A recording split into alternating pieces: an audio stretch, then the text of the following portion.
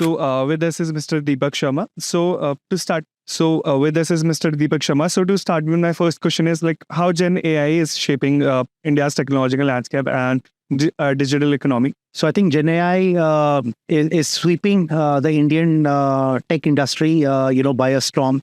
If we look at what microprocessors to personal computing to internet and smartphones did to the industry, Gen AI is now shaping how we look at the content, how we look at text generation, how we look at automation, how we look at assistants.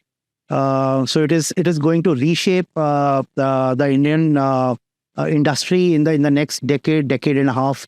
There is a lot of growing buzz in the Indian startup community in terms of investing in Gen AI specific startups. There are more than 100 startups, which are coming in, poised to have about $100 billion worth of value creation in the next 10 years. At this point in time, we have Krutrim, which is a full stack AI specific player. We have also a few players like Sarvam, which are more into the vernacular large language models.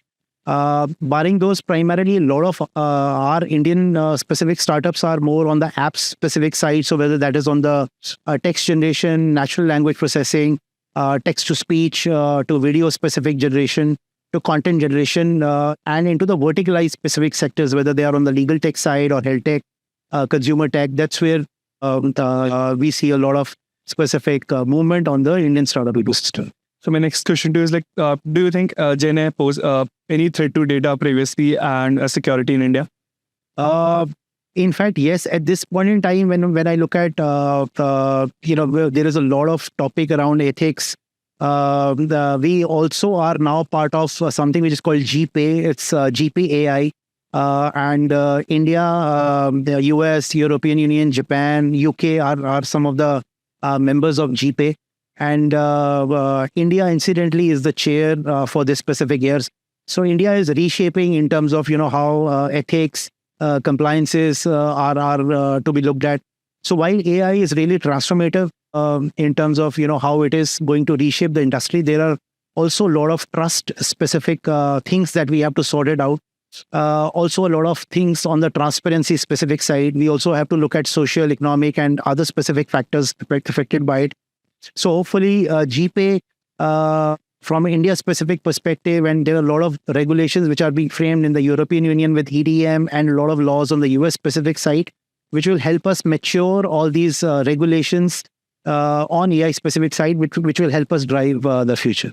So my last question is like, can India become the world leader in AI? So at this point in time, when I look at the US, there are a lot of new developments which are happening on the Gen AI infrastructure, whether that is on the chipset specific side with NVIDIA, Amazon, H400, H200 chips. We look at newer kind of data centers which are housing those servers, new kind of technologies to cool the servers.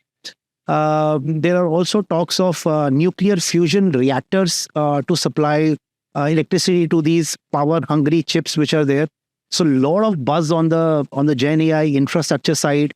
A lot of development on the foundational specific models with Anthropic, cloud. We have OpenAI, we have Sora, we have Devin AI, and then we have AI specific toolings with LangChain and a lot of these frameworks which assist in terms of working with the LLMs and then AI specific studios. India, when I look at it, I think a lot of this work is happening in the US, China, outside of India. We are largely concentrated on the app side. Government has taken a lot of initiatives in terms of PLI to, have us, give us the space in terms of semiconductors and chip manufacturing. Hopefully, this should also propel a lot of large language models also to come from it. In the next decade or so, I see India also playing a very, very pivotal role in terms of being a full stack Gen AI player. That's where a lot of value creation will happen and help us lead, the Gen AI wave across the world. Thank you. Thank you so much for the interview.